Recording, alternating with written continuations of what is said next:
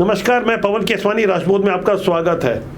मनुज बली होत नहीं, समय होत बलवान, भीलन लूटी गोपियां, वही अर्जुन वही बाण। इस दोहे का अर्थ है इंसान के पास कितना भी सामर्थ्य हो, धन हो, बल हो, लेकिन उनसे भी कहीं ज्यादा बलवान उसका समय होता है। महाभारत के युद्ध के समय कृष्ण जी ने अर्जुन को गीता का उपदेश दिया था। महाभारत के युद्ध के समय अर्जुन के पास कृष्ण जैसा सारथी था और चलाने के लिए दिव्य बाण थे। बावजूद इसके उनका पूरा सामर्थ्य और शक्ति उस समय धरी की धरी रह गई, जब सामान्य भील लोग उनके सामने से गोपियों को ले गए और अर्जुन देखते रह गए। वो कुछ नहीं कर सके क्योंकि समय उनके साथ नहीं था। आज छत्तीसगढ़ की राजनीति में यही हो रहा है।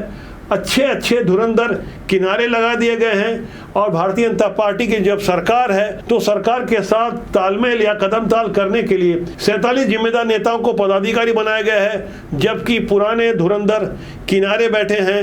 आज बदले हुए हालात में उनकी कुछ नहीं चल रही है। इतना सब देखने के बाद 5 साल के पुराने मुख्यमंत्री भूपेश बघेल भला कहाँ चुप रहने वाले थे। उनकी रुदाली शुरू हो गई और जैसा कि अक्सर उनके साथ होता है, फटे में टांग डालने की एक बार उन्होंने फिर से कोशिश की है। साफ तौर पर भारतीय जनता पार्टी के एक युवा मोर्चा के पुराने अध्यक्ष के बारे में उन्होंने कुछ बातें कही है। इस पर भारतीय जनता युवा मोर्चा के पूर्व हो चुके अध्यक्ष रवि भगत ने भी कह दिया, मैं अपनी पार्टी में खुश हूँ, भूपेश बघेल अपने आप को संभाले। रवि भगत का नाम सब लोग उसमें ढूंढ रहे थे कि रवि भगत कहाँ है। उसको अध्यक्ष, भारतीय जनता युवा मोर्चा के अध्यक्ष पद से हटा दिया गया और कार्यकारिणी में कहीं भी उसको स्थान नहीं मिला। इसका मतलब ये है कि ओपी चौधरी का विरोध करना उसको भारी पड़ गया एक आदिवासी नेता है। हमारे नए युवा मोर्चा के अध्यक्ष बने हैं राहुल टिकरिया भाई को विशेष शुभकामनाएं कि युवा मोर्चा के अभी तक जितने अध्यक्षों ने काम किया है उनसे 2 कदम आगे जाकर युवा मोर्चा को आगे ले जाएंगे। हटाया गया ऐसा कोई विषय नहीं है। मुझे लगता है कि हटाया गया शब्द को नहीं कहते हुए परिवर्तन किया गया, नई टीम बनी। मुझे नहीं लगता कि मेरे विरोधी कोई पार्टी में है, क्योंकि मेरा स्वभाव काम करना है। देखिए, मेरे स्वभाव को आप लोगों को जरूर लगता है कि अभी प्रदेश अध्यक्ष हूं तो डीएमएफ का विषय के मैंने गीत गाया। मुझे लगा मैं विपक्ष में मेरी कोई भावनाएं रहती तो मैं उसको भी गीत के माध्यम से व्यक्त करता था। भूपेश बघेल जी इस स्तर पे आने के बाद ऐसा लिखते हैं, मुझे तो हंसी भी आता है कि हटाया गया। वो संगठन में इतने लंबे समय से खुद भले भारतीय जनता पार्टी के नहीं है, लेकिन कांग्रेस के संगठन में तो काम करते हैं। तो संगठन में एक समय होने के बाद परिवर्तन करने का सिस्टम है। आदिवासी समाज के विषय में जितना भाजपा ने किया या भाजपा जितना सोचती है वो बहुत लंबा लिस्ट है। वैसे बदले हुए हालात में भूपेश बघेल की पहली जैसी अकड़ कहीं गायब सी हो गई है। भारतीय जनता पार्टी के नेताओं को वैसे तो वो कम बधाइयां देते हैं, लेकिन भारतीय जनता पार्टी के राष्ट्रीय उपाध्यक्ष सरोज पांडे से उनका कुछ खास संबंध है। उनके इस भाई बहन के संबंध पर किसी पत्रकार ने पूछ लिया, क्या बहन ने इस बार राखी नहीं भेजी? तो भूपेश बघेल ने बहन सरोज पांडे के बारे में ये प्रतिक्रिया दी। सरोज पांडे जी आपको हर साल राखी भेजती थी जी, मांग करती थी, इस बार आई क्या बहन की राखी आप? नहीं, इस समय चूंकि उनके घर में गमी थी, पिताजी नहीं रहे थे, इस साल राखी तो नहीं भेजी, लेकिन उनका फोन आया था।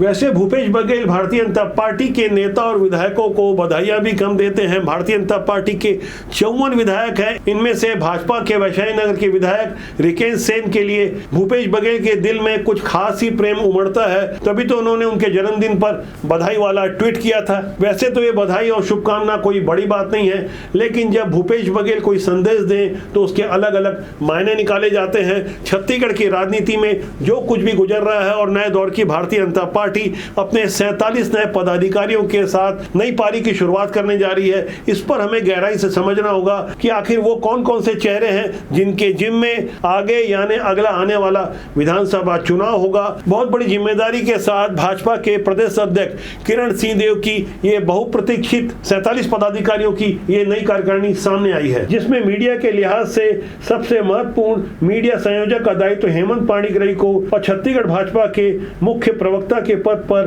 भूपेश बघेल को चुनाव हराने वाले दूसरी बार के सांसद संतोष पांडे को मुख्य प्रवक्ता नियुक्त किया गया है। इनके अलावा 8 उपाध्यक्ष, 3 महामंत्री, 8 मंत्री, 4 संगठन सचिव, 6 सह मंत्री और 22 अन्य सदस्य शामिल किए गए हैं। इसमें 8 मंत्रियों को अलग अलग विभागों की बाकायदा जिम्मेदारी दी गई है ताकि हर मोर्चे पर पार्टी की सक्रियता बढ़ाई जा सके। साथ ही जाति, क्षेत्रीय और महिला प्रतिनिधित्व पर बराबर फोकस किया गया है। यहाँ ध्यान देने वाली बात यह है कि यशवंत जैन, अखिलेश सोनी और नवीन मार्कंडे जो पूर्व विधायक हैं, इन तीनों को महामंत्री बनाया गया है और इन तीनों की ही पृष्ठभूमि अखिल भारतीय विद्यार्थी परिषद और युवा मोर्चा में रही है। काफी गहरी समझ है इन्हें ग्रास रूट पर किस तरह से काम करना है, आम कार्यकर्ताओं का क्या दर्द है। वैसे छत्तीसगढ़ में बदले हुए हालात में जब सत्ता परिवर्तन हुए 2.25 साल हो गया, बावजूद इसके भारतीय जनता पार्टी के जमीनी कार्यकर्ताओं में पर्याप्त संतोष नहीं है। लंबे समय से कार्यकारिणी की प्रतीक्षा थी। अब जब कार्यकारिणी की नई सूरत सामने आई है, इन नामों पर भी आप गौर करें। ये तपे तपाए मंजे हुए दूसरी पंक्ति के बेहद सक्रिय नेताओं को पहली पंक्ति में लाने की पूरी तैयारी हो चुकी है। नए बनाए गए 8 उपाध्यक्षों में जगन्नाथ पाणिग्राही, रामजी भारती, सांसद रूप कुमार चौधरी, रंजना साहू, प्रबल प्रताप सिंह जुदेव, नंदन लाल जैन, जी वेंकटेश्वर और सतीश लाठिया को शामिल किया गया है। जबकि 8 बनाए गए नए मंत्रियों में संध्या परगनिया, शिवनाथ यादव, जयंती पटेल, अमित साहू, जितेंद्र कुमार वर्मा, हर्षिता पांडे, विद्या सिदार और रितु चौरसिया का नाम शामिल है। कोषाध्यक्ष की जिम्मेदारी राम गर्ग को दी गई है और सबसे अहम जिम्मेदारियों में से कार्यालय प्रभारी, कार्यालय मंत्री बनाए गए हैं अशोक बजाज, उनके सहयोगी बनाए गए हैं प्रीतेश गांधी। इनके जिम्मे होगा कि कुशाभाऊ ठाकरे यानी छत्तीसगढ़ भारतीय जनता पार्टी का मुख्यालय कार्यालय कैसे संचालित हो, बड़े से लेकर छोटे नेताओं की क्या व्यवस्था की जाए, जमीनी कार्यकर्ताओं से कैसे संवाद बराबर कायम करवाने की व्यवस्था की जाए, ये पूरी जिम्मेदारी होगी अशोक बजाज और प्रीतेश गांधी पर। इसके अलावा नए दौर की भारतीय जनता पार्टी ने 35 प्लस के नीचे यानी करीब 32 साल के 2 बार के जिला पंचायत के अध्यक्ष राहुल भोजरा टिकरिया को युवा मोर्चा का अध्यक्ष बनाया गया है। किसी भी राष्ट्रीय पार्टी के लिए उसका यूथ विंग, युवा इकाई बैकबोन माना जाता है। इसीलिए राहुल भोजरा टिकरिया पर जो बेमेतरा के हैं, ग्रास रूट से जुड़े हुए हैं, कई बार पार्टी के स्थानीय नेताओं के निर्णय से अलग जाकर स्पंज आयरन की फैक्ट्री का विरोध करते हुए किसानों की हक की आवाज उठाते रहे हैं। भूपेश बघेल के शासन के समय वो बेमेतरा इलाके के मुखर आवाज बने हुए थे। कई बार ग्राउंड रिपोर्टिंग के दौरान मैंने उनकी आक्रामक शैली और जनता के बीच सीधे संवाद करते हुए योगेश भोजरा टिकरिया को देखा है। इसी तरह महिला मोर्चा का अध्यक्ष विद्या अवस्थी को बनाया गया है, जो पहले महिला मोर्चा की महामंत्री रह चुकी हैं, बेहद अनुभवी हैं। छत्तीसगढ़ की आधी आबादी का नेतृत्व करने के लिए इन्हें आगे लाया गया है। विद्या अवस्थी को महिला मोर्चा का प्रदेश अध्यक्ष बनाया गया है। इनके अलावा कवर्धा इलाके के पूर्व विधायक अशोक साहू को ओबीसी मोर्चा का प्रदेश अध्यक्ष बनाया गया है। आलोक सिंह ठाकुर को किसान मोर्चा का प्रदेश अध्यक्ष बनाया गया है। डॉक्टर सनम जांगड़े को अनुसूचित जाति मोर्चा का प्रदेश अध्यक्ष बनाया गया है, जबकि सत्यनारायण सिंह को अनुसूचित जनजाति मोर्चा का प्रदेश अध्यक्ष बनाया गया है। इसी तरह अल्पसंख्यक मोर्चा का अध्यक्ष मखमूर इकबाल खान को बनाया गया है। इन 7 मोर्चा के अध्यक्षों के अलावा प्रकोष्ठों को नियंत्रित करने के लिए भारतीय जनता पार्टी की ओर से प्रदेश प्रकोष्ठ संयोजक भी बनाया गया है। बेमेतरा के पूर्व विधायक देवेंद्र चंदेल को ये अहम जिम्मेदारी दी गई है, जबकि महासमुंद के पूर्व सांसद चुन्नीलाल साहू को प्रदेश प्रकोष्ठ सह संयोजक बनाया गया है। पहले ये माना जा रहा था कि भारतीय जनता पार्टी अपने प्रवक्ताओं की लिस्ट को छोटा करने जा रही है, लेकिन ये बात गलत थी। 12 प्रवक्ता बनाए गए हैं। इन प्रवक्ताओं की सूची में पुराने मीडिया प्रभारी अमित चिमनानी को भी प्रवक्ता बना दिया गया है। इनके अलावा जो 11 प्रवक्ता बनाए गए हैं, उनमें पुराने प्रवक्ता देवलाल ठाकुर के अलावा नलिनी ठोकने, शिव नारायण पांडे, प्रमोद कुमार शर्मा, टेकेश्वर जैन, डॉक्टर विजय शंकर मिश्रा, किरण बघेल, वेदराम जांगड़े, शताब्दी पांडे, केएल चौहान, उज्जवल दीपक को प्रवक्ता बनाया गया है। जबकि मितुल कोठारी को सोशल मीडिया संयोजक और सुनील पिल्लई को आईटी सेल का संयोजक बनाया गया है। वैसे भारतीय जनता पार्टी का यह बदलाव लंबी लड़ाई लड़ने के लिए है। नए चेहरे और नए तेवर के साथ जो जमीनी शिकायतें हैं, उसको भी हर हालत में दूर कर लेने की नई तैयारी हो रही है। छत्तीसगढ़ को धान का कटोरा कहा जाता है और 28.5 लाख से ज्यादा किसान यहाँ धान की खेती करने और धान की फसल बेचने के लिए पंजीकृत है। मौजूदा मानसून में जब धान की खेती होती है, ऐसे में डीएपी खाद और यूरिया की कमी एक खास समस्या बनी हुई है। इसे ध्यान में रखते हुए भारतीय जनता पार्टी के राष्ट्रीय अध्यक्ष जेपी नड्डा, जो कि केंद्रीय मंत्री भी हैं, इन्हें ज्ञापन ज्ञापन देने के लिए छत्तीसगढ़ के कृषि मंत्री रामविचार नेताम के साथ लोकसभा सांसदों के प्रतिनिधि मंडल में संतोष पांडे, विजय बघेल, कमलेश जांगड़े और रूप कुमार चौधरी ने ज्ञापन सौंपा, जबकि राज्यसभा के सांसद देवेंद्र बहादुर सिंह के अलावा छत्तीसगढ़ मार्कफेड के एमडी किरण कौशल भी यहां मौजूद थे और उनकी मौजूदगी में केंद्र की ओर से तत्काल 50-50 हजार टन अतिरिक्त डीएपी और यूरिया खाद की मंजूरी दी गई, जिससे यूरिया की कमी लगभग खत्म होगी, लेकिन डीएपी खाद में 46,000 टन की कमी बनी रहेगी। यह कमी किसान की सप्लाई चेन और वितरण व्यवस्था को प्रभावित कर सकती है।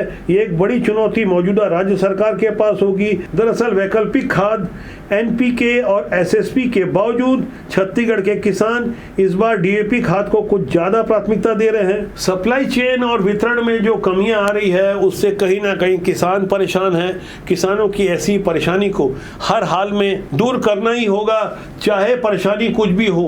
जनता को तो जवाब देना ही पड़ता है, जवाबदारी राज्य सरकार की बनती है। ऐसे हालात में जब पुरानी भूपेश बघेल की सरकार की एक से बढ़कर एक कमियां गिनाई गई, कई घोटाले जो रंगे हाथों पकड़े गए, जनता भी समझ रही है वो गलत थे, तभी तो आपको मौका दिया। इसलिए अब जब वक्त काम करने का है तो जवाबदेही भी सुनिश्चित करनी होगी। मौजूदा सरकार इस चुनौती को अच्छी तरह से जानती है और इस बात को भी अच्छी तरह से जानती है। बदले हुए हालात में जनता पहले से कहीं ज्यादा जागरूक हो चुकी है, लेकिन जातियों के नाम पर लोगों को भड़काने और दिशा से भटकाने में पुराने मुख्यमंत्री भूपेश बघेल कोई कोर कसर नहीं छोड़ रहे हैं। वो समझाने की कोशिश कर रहे हैं कि हर साल 9 अगस्त को हम आदिवासी दिवस मनाते थे। मौजूदा सरकार संघ के इशारे पर यह आदिवासी दिवस नहीं मना रही है। जब भूपेश बघेल ने यह तोहमत लगाई दी है तो आज हम उसका जवाब भी देंगे और छत्तीसगढ़ की जनता को और खासकर वनवासी अंचल में रहने वाले जनजाति बंधुओं को यह बात अच्छी तरह से समझ लेनी चाहिए कि भड़काने के राजनीति के दिन पूरे हो गए। किस तरह से विदेशी इशारे पर भारत की संस्कृति को बिगाड़ने की कोशिश की जा रही थी। पहले आप भूपेश बघेल के इस बयान को सुनिए, उसके बाद मैं इनका जवाब दूंगा। आदिवासी दिवस में जाए प्रोटोकॉल जारी हो गए, लेकिन संघ कार्यालय से आदेश है तुम नहीं जाना है, हम आदिवासी दिवस नहीं मनाना। कोटा बिलासपुर में भूपेश बघेल ये बयान दे रहे थे। कोटा वही इलाका है जहां के विधायक हैं अटल श्रीवास्तव, और अटल श्रीवास्तव किस तरह से मिशनरियों के साथ मिलकर काम करते हैं और किस तरह से बीते साल नवंबर 2024 में उन्होंने भगवा गुंडे जैसे शब्द का इस्तेमाल किया था। उस इलाके से भूपेश बघेल का ऐसा बयान आना कोई आश्चर्य की बात नहीं है। दरअसल आदिवासी दिवस के नाम पर जो प्रोपेगेंडा किया जाता है उसके विरुद्ध राष्ट्रीय स्वयंसेवक संघ से जुड़े हुए लोगों की विचारधारा है कि भारत की जनजातियां हमेशा देश की सांस्कृतिक धारा में रही हैं, उन्हें आदिवासी या ट्राइबल कहना पश्चिम की सोच की देन है।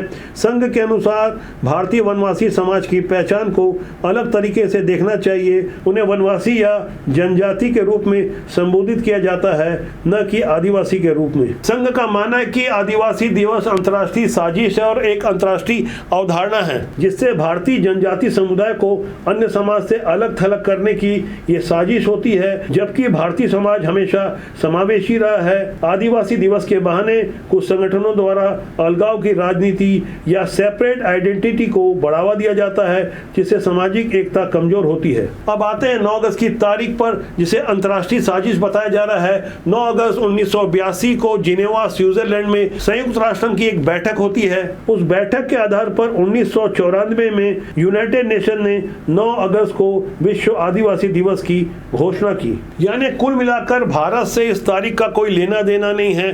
भारत की समरसता में जहर घोलने के लिए जो अंतर्राष्ट्रीय साजिश रची गई, उसी तारीख की बात भूपेश बघेल कर रहे थे। और भूपेश बघेल जब तक मुख्यमंत्री रहे, वनवासी बंधुओं को अलग थलग करने के लिए उनके एक मंत्री जो जेल में है, कवासी लखमा, बार बार कहते रहे कि आदिवासी हिंदू नहीं है। तो यहाँ के मूलवासी हम लोग हैं, जंगल का रक्षा करने वाले हम लोग हैं, पेड़ को रक्षा करने वाले हम लोग हैं, इसलिए हमारा अलग से कोड होना चाहिए। हम हिंदू नहीं है, हम हिंदू नहीं है। क्योंकि कवासी लखमा अनपढ़ थे तो साफ साफ कह देते थे, लेकिन भूपेश बघेल घुमा फिराकर जिस तरह से सनातन की एकता को कमजोर कर रहे हैं, ऐसे हालात में भारतीय जनता पार्टी की नई कार्यकारिणी को नए तरीके से काम करना होगा और भारतीय जनता पार्टी की विष्णुदेव सरकार को भी अपनी जवाबदेही सुनिश्चित करते हुए उस विचारधारा से भी सामना करना होगा जो नक्सल समर्थक थी।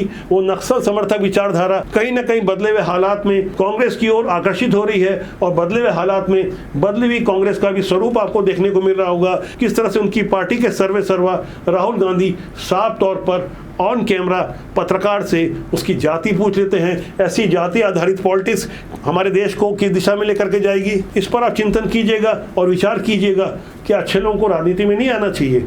अच्छे लोग राजनीति में आते नहीं हैं और राजनीति नाहक की बदनाम होती है। राजनीति बुरी नहीं होती, उसमें काम करने लोग अच्छे या बुरे होते हैं। अच्छे लोग सामने आएंगे तो देश और समाज का भला होगा। राष्ट्रबोध का सूत्र वाक्य है राष्ट्र हित सर्वोपरि। इसलिए हम बार बार आपसे आग्रह करते हैं देश और समाज के लिए अच्छे लोगों को प्रमोट करें, अच्छे लोगों को राजनीति से जोड़ें, जिससे देश और समाज समृद्ध हो। तो आज के अंक के लिए इतना ही। मेरा आपसे आग्रह है कि चैनल को आप देखते रहें, शेयर करें। यदि आज का अंक अच्छा लगे तो कमेंट कीजिएगा, सब्सक्राइब कीजिएगा। बहुत जल्दी मेरी आपसे फिर मुलाकात होगी। नमस्कार।